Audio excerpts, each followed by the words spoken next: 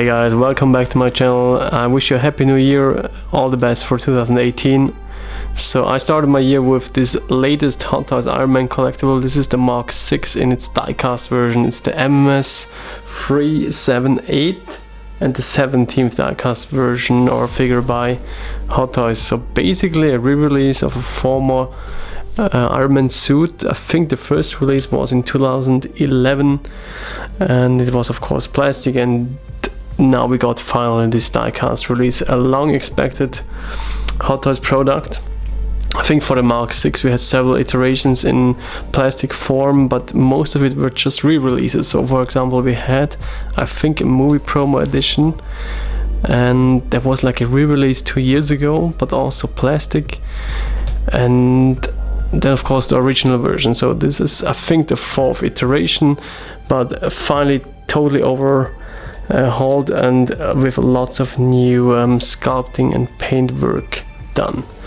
So I will focus on a comparison with the first edition, the plastic version, and let's have a quick look at the box first.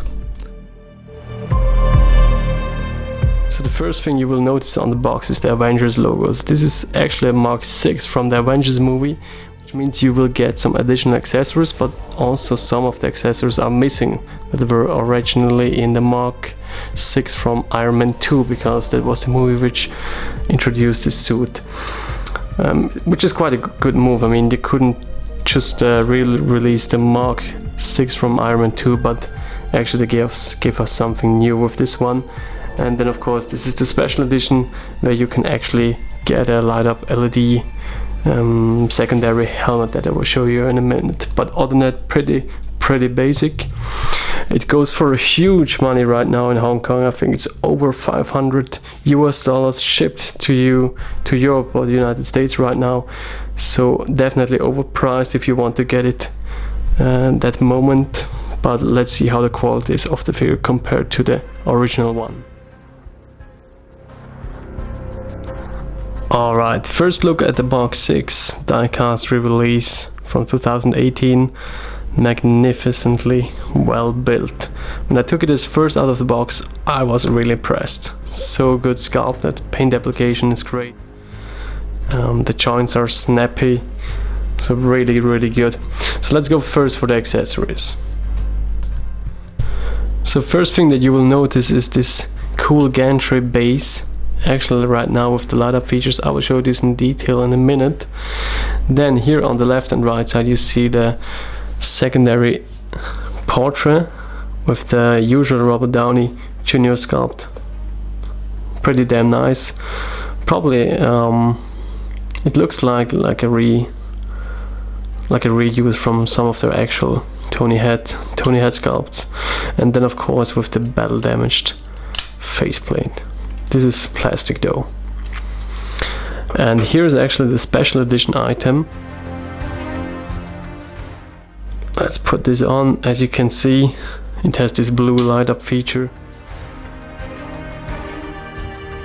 Quite fancy, but in my opinion probably not worth the additional money.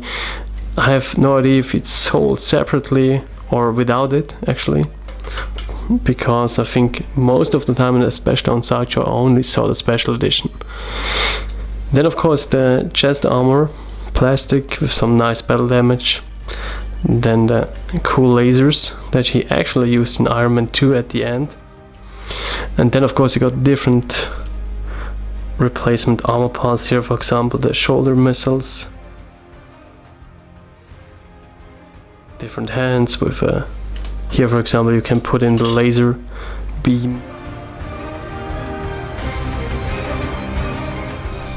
Then besides the different hands you will get a lot of replacement armor parts for the gauntlets. So here on the figure you will see on the right side I mounted the missile gauntlet. So basically consists of 4 different parts all around. This is with the missile parts. And here on the left side is the normal one. I will put in a comparison picture because in the instruction sheet it's quite basically explained, so maybe it will help you. I read about some stories that some of the parts were missing or misplaced in the box. Luckily on my figure it was all correct. So let's check on this gantry base. For me this was really good surprise. It's nicely painted, really good in terms of size. If we switch down the lights, yellow hue on this stairs element. The switch is down below. And then of course you can mount this pillar here. Let's remove it shortly to show you the full effect. So basically it works like this. If you remove the pillar, you can actually put this fully down, nice flat, and then you can pull it up to this degree. You see some nice sculpting going on there. Especially the paint application on this base looks really good. And then you have inside this circle, this Stargate-like thing, you got two robotic arms. Let's see if I can pull them out.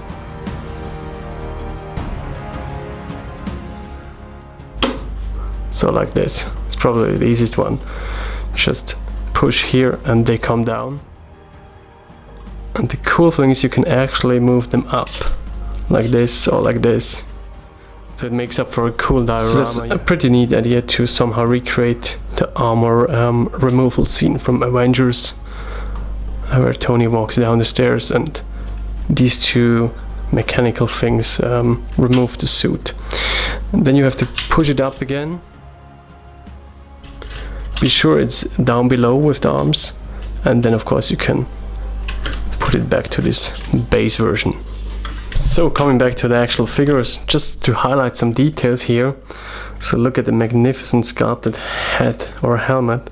It's really good in terms of proportions. I mean, there were huge discussions on the first Iron Man products in terms of the authenticity of the helmet, but this time it really looks, and it's definitely nailed now. Paint application is great.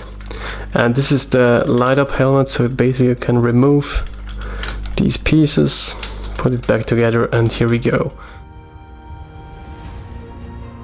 Damn sweet, if you ask me. Rotation, absolutely no problem here. Nothing that blocks. So panning down a bit, you will see the shoulder area. For me, this is really tight. I mean, you see absolutely no gaps.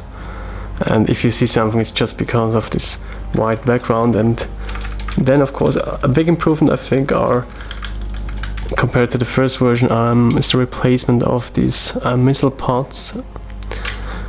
So they snap on directly, nicely sculpted. But I think, but yeah, there's a bit of articulation for the missile pod. Pretty sweet.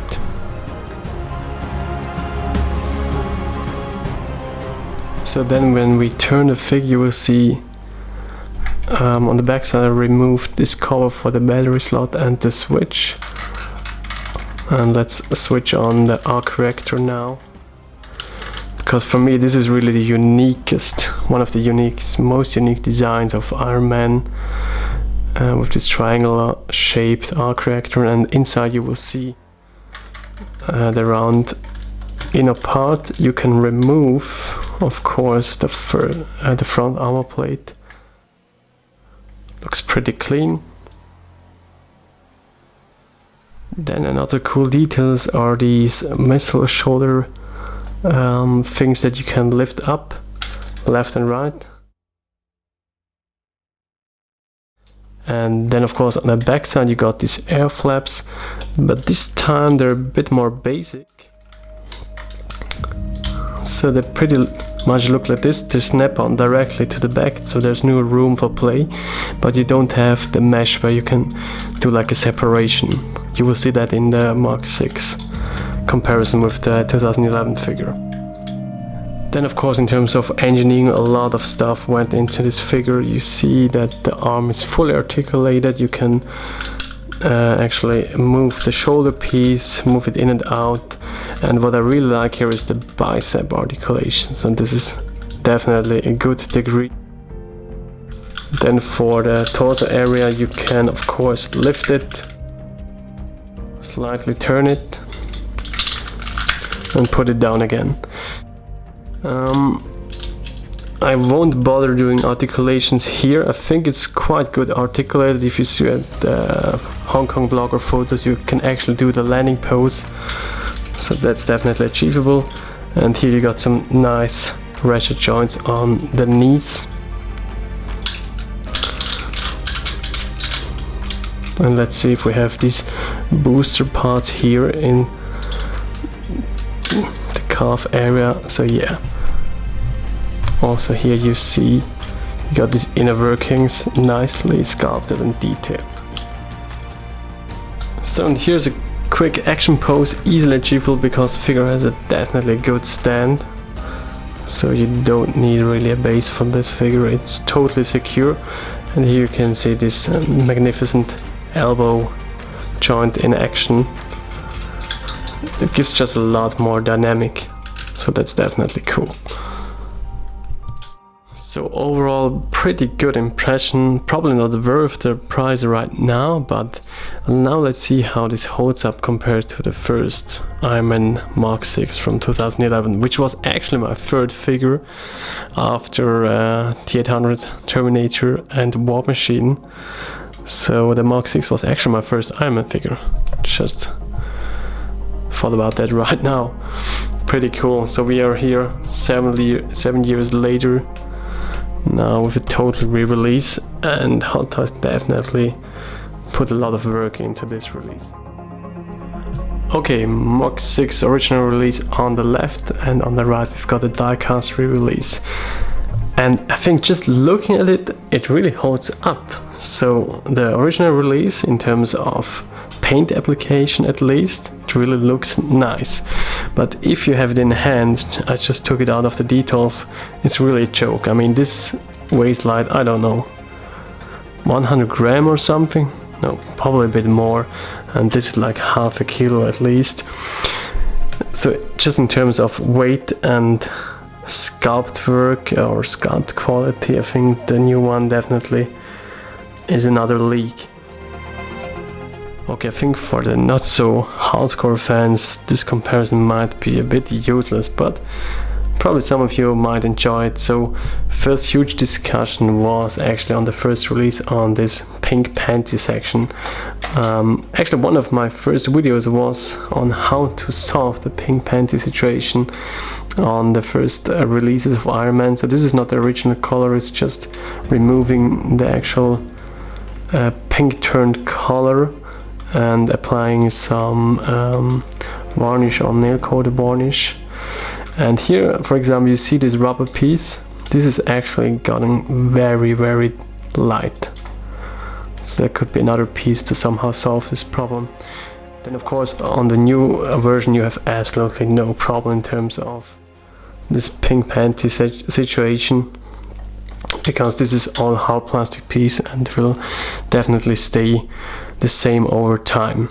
Then when we zoom a bit closer to the upper armor piece and the shoulder area, you will see that the missile pods are totally different on the first release. So here they actually have sunken in these missile pods and you could have closed the shoulder. Here it's a removal piece and you've got an additional missile pod here. So definitely an improvement. Then, for example, if you look at the sizing of the helmet and headscarves, first and foremost, the mask fits a lot better on the new one. And I think proportion-wise, the new one is a lot better. I mean, look at this. And here from the back side. Then I already pointed out on the back side you got this air flaps. On the new one, these are just simply sculpted pieces, but they snap on perfectly. Comparing this to the old one, you will see you can actually lift up these pieces and below you will see this separate mesh. So that was quite a nice detail, but on the other side you had the problem that somehow these didn't attach really snug, so they will always have a bit room for play. Then another difference, which is a bit more in terms of detail on the old one, are these pods here on the thigh area, so you can actually push this in and they would come out. Really small and not so really well thought through function or mechanism, but at least pretty neat detail. On the new one, no chance. So these are fully sculpted, you can't push anything, but it looks a lot better sculpted and painted.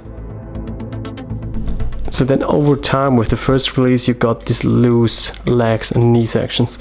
I never bothered on somehow tried to fix these, but it's so loose you can't really do some extreme posing. On the new one it's totally secure, so it's really snug and you have this ratchet inside the knee, but here it's just too loose. So another good optimization. So then let's check the activated arc reactor. So there was a bit discussion if what is really accurate, and if you ask me, it's so hard to say. Here the plastic is a bit dimmed down. Let's see, I don't know.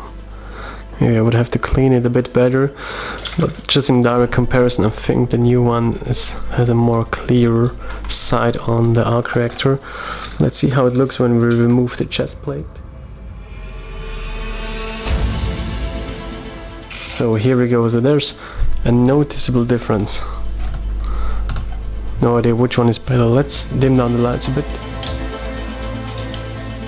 So here we go. Really hard to see. I mean, these are just some light dots here.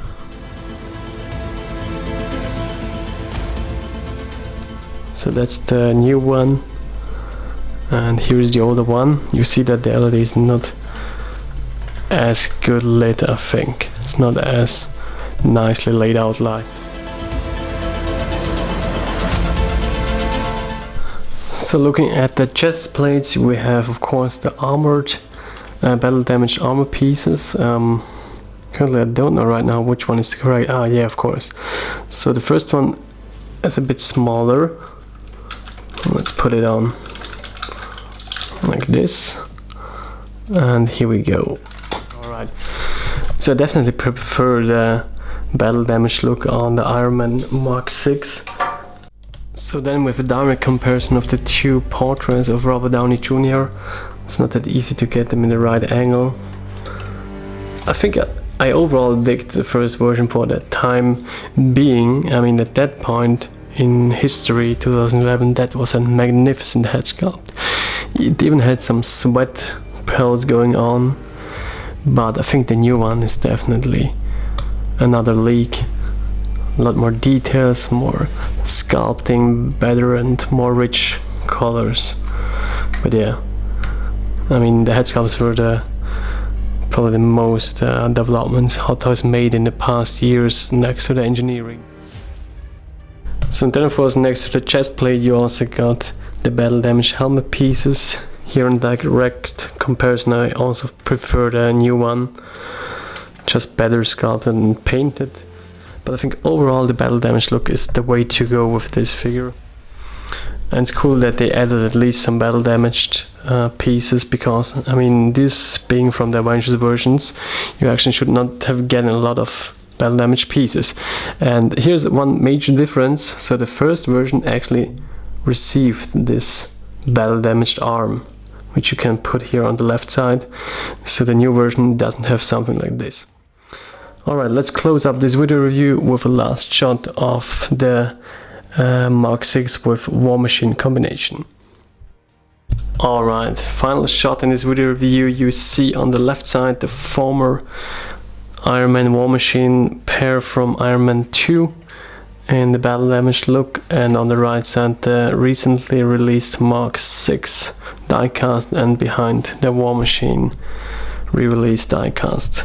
In terms of sizes it's quite impressive, because the latest War Machine is just towering over the other figures, which is definitely good. And you see the first War Machine is like a dwarf between or compared this one and also the new Iron Man figure. So overall I'm pretty happy with this. Definitely I was too tempted shelling out like these $500 right now, but for me as a hardcore Iron Man collector, it was somehow justified, but definitely overpriced. I think for the 300 80 or something that they're asking, it's an okay deal. Definitely if you don't have the first Mark 6. In direct comparison with the first release, I think the differences are not too obvious, but in terms of build quality and just overall sculpt and paint application, you definitely can go for the next upgraded version, which we have here on the right side. Alright guys, thanks for watching, see you soon with the next video review. Have a good and great start in 2018. Bye bye guys.